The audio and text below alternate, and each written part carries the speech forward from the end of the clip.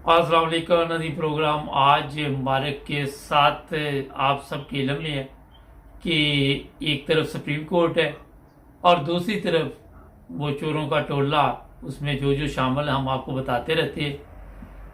और बड़ा ख़तरनाक खेल खेला जा रहा है इस वक्त पाकिस्तान के साथ। अगर आप हमारे प्रोग्राम देखें तो उसमें आपको मालूमात मिलती रहती है। अब्दुल कयूम साहब भी बताते रहते हैं कि पाकिस्तान नहीं चल रहा, मगर इससे किसी को कोई दिलचस्पी नहीं पाकिस्तान चल रहा या नहीं चल रहा। दिलचस्पी ये है कि हमारा जो उल्लू है वो सीधा होना चाहिए बस। अस्सलाम वालेकुम सर। जी मुबारक साहब, मुबारक साहब। अच्छा ये बताइए कि कोई सुप्रीम कोर्ट एक्शन लेगा, कोई इस पे बातचीत करेगा? सुना है कि फौज की तरफ से एक अहम पैगाम दिया गया है कि आपने इस पे बात नहीं करनी है और भूल जाए ये सब कुछ। ये नहीं हो सकता। सुप्रीम कोर्ट देखें, सुप्रीम कोर्ट के मुंह पे चपेट लगी है।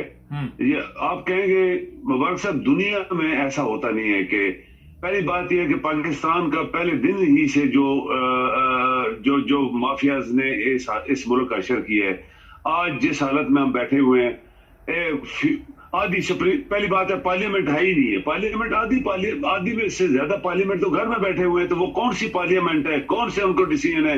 कौन से लोग हैं जो डिसाइड कर रहे हैं? जो सारे माफियाज हैं, जो फासिस्ट हैं, जो क्रिमिनल्स हैं, उनके खिलाफ केसेस हैं और वो पार्लियामेंट में बैठे हैं, 10 बंदे 12 बंदे फैसला कर रहे हैं। ये हो नहीं सकता। सुप्रीम कोर्ट आज फैसला कर देगी और आप यकीन करें कि सुप्रीम कोर्ट ना सिर्फ फैसला करेगी, उसको रिजेक्ट करेगी। ये जो इलेक्शन कमिश्नर है, ये कौन आदमी है जो मुल्क की इंटरेस्ट के खिलाफ माफियाज के साथ मिल के अवाम के ख्वाहिशात का, अवाम की जो उनके हकूक है उनका खून कर रहा है। ये हो नहीं सकता।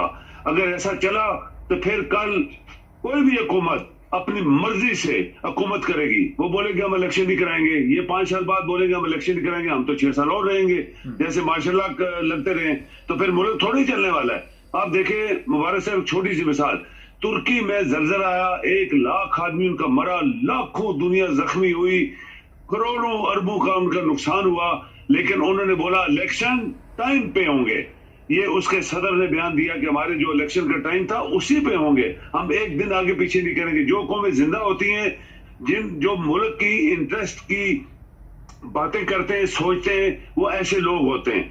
दुनिया में नहीं होता। मुबारक साहब, आज पहला रोजा है। पहली बात यह है कि आपके सारे जो व्यूअर्स हैं, जो आपको देखने वाले, उन सबको मुबारक हो। और इस रमजान के महीने के सदके सब लोगों की भलाएं अल्लाह ताला टाले। देखें, हम एक चीज को भूल गए मुबारक साहब, सबसे बड़ी बात जो हम भूले हुए वो अल्लाह को भूले हुए कि अल्लाह कोई है ही नहीं है। जो हम करेंगे सभी कुछ होगा, ऐसे तो होता नहीं है। हमारी अपनी प्लानिंग है, उसकी अपनी प्लानिंग होती है। तो जो अल्लाह करेगा वही होगा।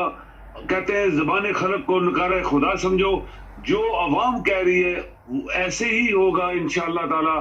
और इनकी सब चालें, शैतानों की, हरामखोरों की, बेईमानों की और मुल्क के दुश्मनों की सब चालें फेल हो जाएंगी। आप यकीन करें कि आज ही सुप्रीम कोर्ट फैसला दे देगी। सब बड़े बड़े पाकिस्तान के जो वकील हैं वो सब लड़ने वाले हैं अदालत में जाके, और अदालत के मुंह पे चपेट लगी हुई है, वो बर्दाश्त करेंगे नहीं। और इनके खिलाफ तौहीन अदालत, और कुछ और लोग भी कह रहे हैं कि इनके खिलाफ आर्टिकल 6 भी लग सकता है। वजीर आजम और खासकर ये जो मिनिस्टर ऑफ इंटीरियर है, जो कातिल है, बहुत बड़ा कातिल है। तो ये आप थोड़ा इंतजार करें इंशाल्लाह। सर ये बताइए, तुर्की की मिसाल हम देते हैं, यूरोप की देते हैं, बात तो नीयत की होती है। जब नीयत ही साफ ना हो, जब नीयत में फतूर हो, जब नीयत में ये हो कि हमने ये काम करना ही नहीं, जिदबाजी अना का मसला हो, इनके पास अपने है भी तो कोई चीज़ नहीं ना इलेक्शन में जाने के लिए। तो तुर्की के साथ हम पाकिस्तान को मिला देते हैं, कभी यूरोप के साथ मिसालें देके।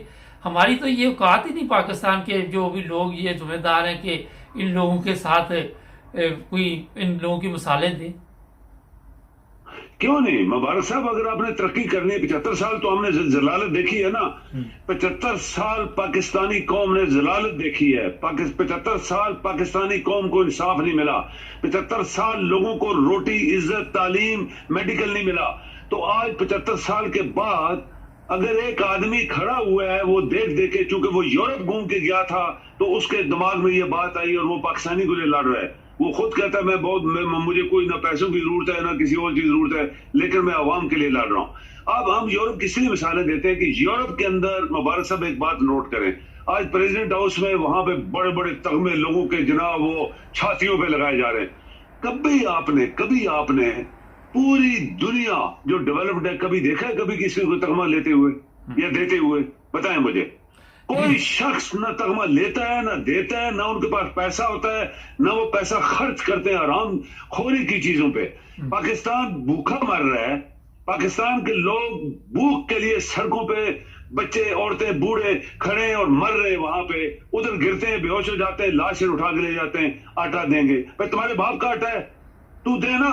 खरबों रुपए तुमने खाए, तुम्हारे भाई ने खाए, जरदारी आरामखोर ने खाए और बाकी पार्टियों ने खाए जो बैठी हैं, तो वो अपने पैसों से दो तो फिर तो हम मानेंगे। तू अपने पैसों से 1 लाख टेप जो है लैपटॉप अगर देता है तो हम बोलेंगे वाह भाई वाह, कुछ तो इसने आरामखोर ने अपनी जेब से निकाला है ना। पाकिस्तान के पास जब पैसा ही नहीं है तो तुम 1 लाख लैपटॉप कहां से लेके आया?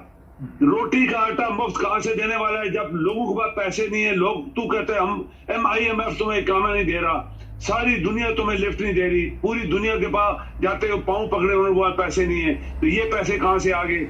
इसलिए कि सोचता होगा शायद लोग मुझे वोट डालेंगे। वोट तो उनको नहीं डालने वाले लोगों के साथ जो अशर इन्होंने 1 साल में कर दिया है। और ये सारे मुनाफिक हैं, ये सारे पाकिस्तान के दुश्मन हैं, ये सब टेररिस्ट हैं, इकोनॉमिस्ट टेररिस्ट, जरदारी, ये लोरिये, ये कराची वाले कातल, असल कातल है। 30,000 बंदा उन्होंने गरीबों को मारा, चलते चलते गोलियां लगती, बोरी वहां से उसके होती थी, बोरी में फेंक दिया।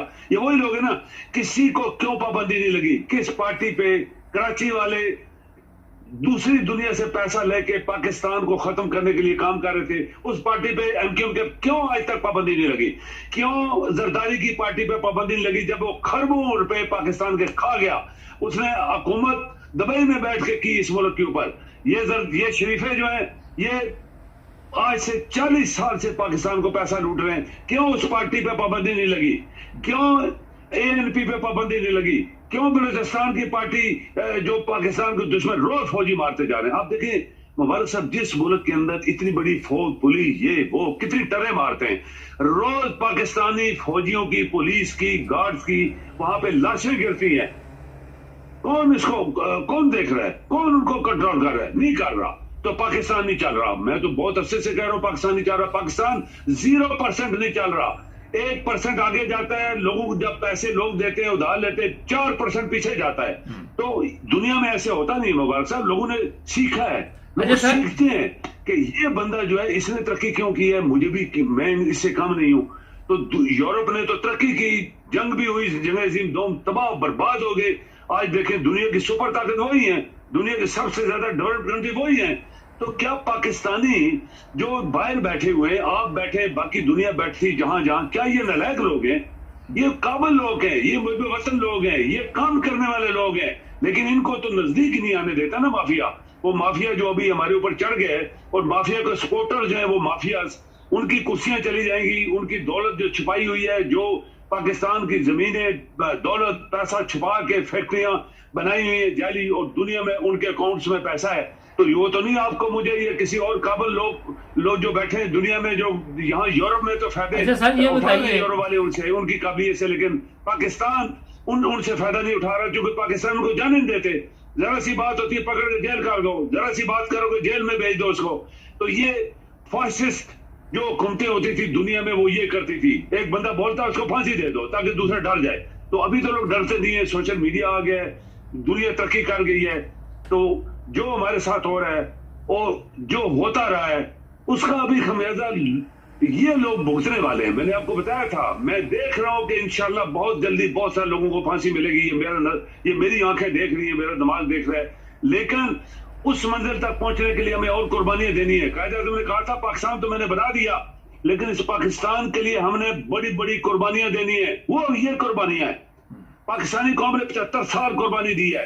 उनकी इज्जतें लूटी गई, उनको तालीम नहीं दी गई, उनकी जबान छीन ली गई। मुबारक साहब, पाकिस्तानी लोगों की अपनी जबान उर्दू छीन ली गई, उनको नौकरी नहीं दी गई, उनको गद्दार कहा गया, उनके मुल्ले जो है वो किसी को काफर कहते हैं, ये काफर वो काफर, हालांकि ये खुद काफर है।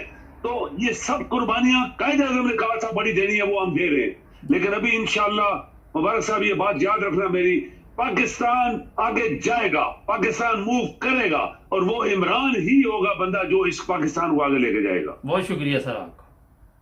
जी थैंक यू। नाज़रीन, ज़बरदस्त बातें हैं। आखिर पे मैं ये कहूँगा कि रमज़ान का जैसे कि महीना शुरू हो चुका है, आसपास अपने गरीब लोगों को मस्त ज़रूर याद रखें, क्योंकि वो बेचारे भी रोज़े रखते हैं, किसी के पास तौफीक नहीं होती, खुराक पूरी नहीं मिल रही, और ये हमारी जिम्मेदारी है जिनके ऊपर अल्लाह ताला के ख़ास फजल है। और मेरा ख्याल है कि पीछे नहीं रहना चाहिए, जितनी तौफीक हो उनकी मदद करनी चाहिए, उनके साथ चलना चाहिए। मेरा तजर्बा है कि आप जब गरीब के साथ चलेंगे तो अल्लाह ताला आपको कभी भी अलहदा तन्हा नहीं छोड़ेगा। हमारे चैनल को सब्सक्राइब करें, जुड़े रहे हमारे साथ।